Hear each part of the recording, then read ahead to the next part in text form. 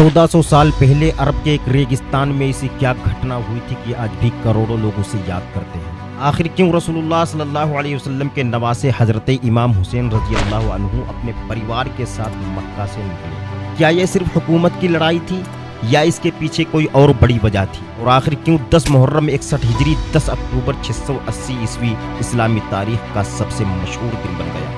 आज हम करबला की कहानी पूरी शुरू से समझेंगे, लेकिन कहानी शुरू होती करबला से नहीं बल्कि मदीना मुनव्वरा से। दोस्तों, हजरत इमाम हुसैन रजी अल्लाह अन्हु कोई आम शख्सियत नहीं थे। वो हजरत अली रजी अल्लाह ताला अन्हु और हजरत फातिमा रजी अल्लाह ताला अन्हा के बेटे थे और रसूलुल्लाह सल्लल्लाहु अलैहि वसल्लम के प्यारे नवासे थे। हदीस में आता है कि रसूलुल्लाह सल्लल्लाहु अलैहि वसल्लम ने फरमाया कि हजरत हसन हुसैन जन्नत के जवानों के सरदार हैं। यही वजह थी कि मुसलमानों के दिलों में उनकी बहुत इज्जत थी। अब जरा साल 60 हिजरी 600 ईस्वी की तरफ चलते हैं। उस समय इस्लामी दुनिया बहुत बड़ी हो चुकी थी।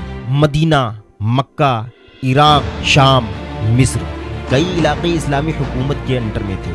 रजब 60 हिजरी अप्रैल 680 ईस्वी में हजरत अमीर मुआविया की वफात हो गई। उनकी वफात के बाद उनका बेटा यजीद हुकूमत में आया।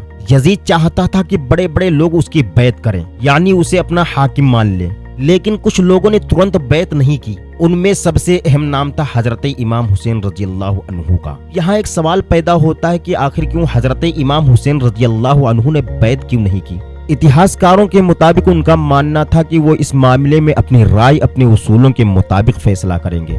यहीं से आगे चलकर हालात बदलने लगे। मदीने में माहौल बदल रहा था। इमाम हुसैन नहीं चाहते थे कि हरम और मदीना की पवित्रता को नुकसान पहुंचे, इसलिए रिवायतों के मुताबिक वो 28 रजब 60 हिजरी लगभग मई 680 ईस्वी मदीना से निकल करके मक्का चले गए। अब कहानी एक नया मोड़ लेने वाली थी। इसी दौरान इराक के शहर कूफा से खत आने शुरू हो गए।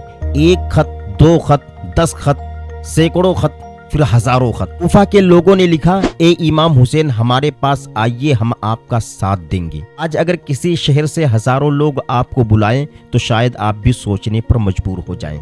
इमाम हुसैन ने भी हालात जानने का फैसला किया। उन्होंने अपने चचेरे भाई मुस्लिम बिन अकील को कूफा भेजा। मुस्लिम बिन अकील कूफा पहुंचे।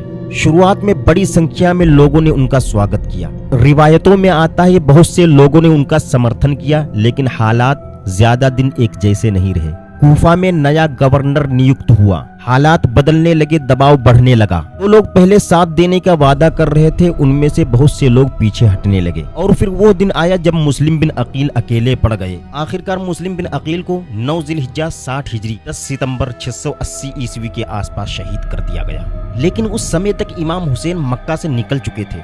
उन्हें अभी कूफा के पूरे हालात की जानकारी नहीं मिली थी। अब कहानी अपने सबसे अहम मोड़ पर पहुंचने वाली थी। 8 जिलहिज्जा 60 हिजरी 9 सितंबर 680 ईस्वी को जब पूरी दुनिया से आए मुसलमान हज की तैयारी कर रहे थे, उसी दिन इमाम हुसैन ने मक्का छोड़ने का फैसला किया। उनके साथ उनका परिवार था, उनके बच्चे थे, उनके रिश्तेदार थे और उनके वफादार साथी थे। रिवायतों के मुताबिक आगे चलकर करबला में उनके साथ 72 के करीब लोग मौजूद थे। सोचिए, एक लंबा रेगिस्तानी सफर, सामने अनिश्चित भविष्य, पीछे छुटा हुआ मक्का और आगे ऐसा रास्ता जो इतिहास बदलने वाला था। इमाम हुसैन का काफिला धीरे धीरे इराक की तरफ बढ़ने लगा, लेकिन रास्ते में उन्हें ऐसी खबरें मिलने लगी जो आने वाले दिनों के बारे में इशारा कर रही थी।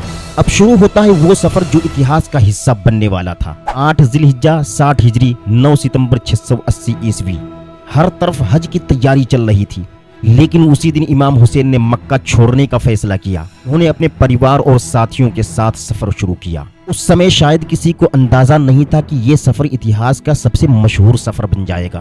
काफिला रेगिस्तान से गुजर रहा था। दिन में तेज गर्मी, रात को ठंडी हवाएं, सामने लंबा रास्ता। रास्ते में कई मुसाफिर मिले। कुछ लोगों ने सलाह दी कि हालात ठीक नहीं है। कुछ लोगों ने कहा कि कूफा के लोगों के ऊपर भरोसा मत कीजिए, लेकिन सफर जारी रहा। इसी दौरान इमाम हुसैन को खबर मिली कि मुस्लिम बिन अकील शहीद कर दिए गए हैं। ये खबर बेहद दुखद थी, क्योंकि मुस्लिम बिन अकील सिर्फ एक नुमाइंदा नहीं थे, वो इमाम हुसैन के करीबी रिश्तेदार भी थे। अब हालात पहले जैसे नहीं रहे थे, लेकिन सफर यहीं नहीं रुका। रास्ते में कई लोग काफिले से अलग भी हुए। कुछ लोगों को लगा कि आगे खतरा है, कुछ लोग डर गए, लेकिन इमाम हुसैन और उनके वफादार साथी सभी डटे हैं। फिर एक दिन रास्ते में एक नया मोड़ आया। इमाम हुसैन के काफिले की मुलाकात हुर बिन यजीद के दस्ते से हुई। हुर के साथ सैनिक मौजूद थे। उन्होंने काफिले को रोका, लेकिन उस समय कोई जंग नहीं हुई थी। रिवायतों में आता है कि उस समय हुर और उसके साथियों को भी प्यास लगी हुई थी। इमाम हुसैन ने अपने लोगों से कहा उन्हें पानी पिलाया जाए। जो लोग आगे चलकर रास्ता रोकने वाले थे उन्हें भी पानी पिला दिया गया। यही इमाम हुसैन का अखलाक था। अब काफिला पूरी तरह निगरानी में था। न मदीना वापसी आसान थी, न कूफा पहुंचना। हालात लगातार मुश्किल होते जा रहे थे। सफर करते करते काफिला एक वीरान मैदान में पहुंचा। रेगिस्तान, चारों तरफ सूखी जमीन, दूर तक फैली हुई रेत, यही जगह थी करबला। 2 मुहर्रम 61 हिजरी 2 अक्टूबर 680 ईस्वी को इमाम हुसैन का काफिला करबला पहुंचा। रिवायतों में आता है कि जब उन्हें इस जगह के बारे में बताया गया तो उन्होंने कहा ये कब्र और बला की जमीन है, यानी दुख और आजमाइश की जमीन। अब काफिला यहीं ठहर गया। तंबू लगाए गए, औरतें और बच्चे आराम करने लगे। लेकिन किसी को नहीं पता था कि आने वाले कुछ दिन कितने कठिन होने वाले। दिन बीतते गए और दूसरी तरफ सैनिकों की संख्या भी बढ़ती गई। इमाम हुसैन के साथ लोगों की संख्या बहुत कम थी, जबकि दूसरी तरफ बहुत बड़ी फौज जमा हो रही थी। लेकिन इसके बावजूद इमाम हुसैन ने आखिरी वक्त तक बातचीत और समझौते की कोशिश की। वो नहीं चाहते थे कि मुसलमानों का खून बहे, लेकिन हालात लगातार बिगड़ते जा रहे थे। फिर आया 7 मुहर्रम 61 हिजरी 7 अक्टूबर 680 ईस्वी, और यहीं से करबला की सबसे दर्दनाक कहानी शुरू होती है। रिवायतों के मुताबिक फुरात नदी से पानी लेने पर भी रोक लगा दी गई। अब तंबुओं में बच्चे थे, बुजुर्ग थे, औरतें थी। रेगिस्तान की गर्मी थी। दिन गुजरते गए, पानी कम होता गया, प्यास बढ़ती गई। सोचिए रेगिस्तान का मैदान, तपती हुई रेत, छोटे छोटे बच्चे पानी मांग रहे हों। ये मंजर कितना कठिन रहा होगा। लेकिन मुश्किलें अभी और बढ़नी थी, क्योंकि 9 मुहर्रम की रात आने वाली थी। वो रात जो करबला की आखिरी रात कहलाती है। और अगले दिन 10 मुहर्रम 61 हिजरी 10 अक्टूबर 680 ईस्वी इतिहास का सबसे मशहूर दिन बनने वाला था। 10 मुहर्रम को जंग होती है। हजरत इमाम हुसैन रज़ियल्लाहु ताला अन्हु के सभी साथी एक एक करके शहीद हो जाते हैं।